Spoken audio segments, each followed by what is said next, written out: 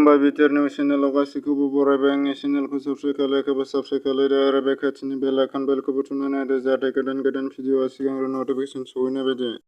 BTR सोरखारनि गिदिरथार मावथांखि सानफ्रोमबो एमएसएलएफोरा सानसेयाव गोबां बियाबनि सिङाव थानाय गोरिब नखरफोरखौ नायगिदिंनानै बिथांमोननि आंखालनि सायाव सावरायना बिथांखि लानो नांगोन होननानै BTRनि गाहाय मावफुंगिरि प्रमद बर' बिथाङा फोसावनाय लेखा मैया BTRनि मावफुं सोद्रोमा दावबायसा बर' बिथाङा बे हाबाफारिखौ मावजोबबाय।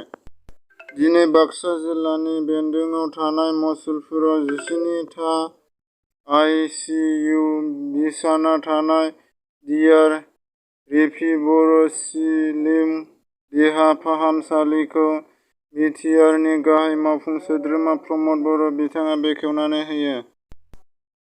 रौता दख'रा दुलाराय बर' फरायसा आफादनि मावख'आव सासे गावनि मुं थं लानो हायै बर' सेंग्रा दंफैयो। बिथांनि गाव बहानि मुं मोजां फोरमायनो हायैलाय 15 आगस्ट खालिनिफ्रायनो रौता दख'रा बर' फरायसा आफादनि मावख'आव दङ। नोंथांमोना सोरबाफोर मिथियोब्ला 9101013728 9101013728 बे नाम्बाराव खौरां लाहरनो हागोन एबा सोंहरनो हागोन। बड'लेण्ड सोमावसारनायाव केस नांनानै थानाय माखासे एनडिपिफोरखौ गनांगौनि थाखाय BTR सोरखारनि जानानै हाग्रा बिफाननि मावफुं सोद्रोमा रनजित बसुमतारिया खावलायदों जाहाथे बिथांमोना एनडिपिफोरा जेलाव थाबोनायखौ थाबैनो उदां खालामनानै होनांगौनि थाखाय बिथाङा फोरमायनानै होयो एबा सरकारखौ खावलायदों।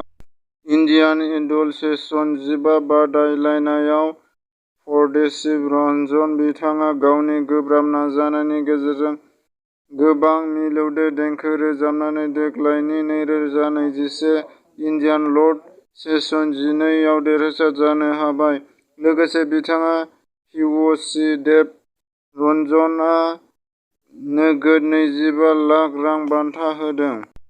बड'लेण्ड सोमावसारनाय बायदि बिथांखि केस नांनानै थानाय साफ्रामखौबो सानबानि गेजेराव डकुमेन्टस एबा फोरमान बिलाइखौ जाय बिथांमोना जमा होआखै बिथांमोना थाबैनो जमा होनो थाखाय खावलायदों।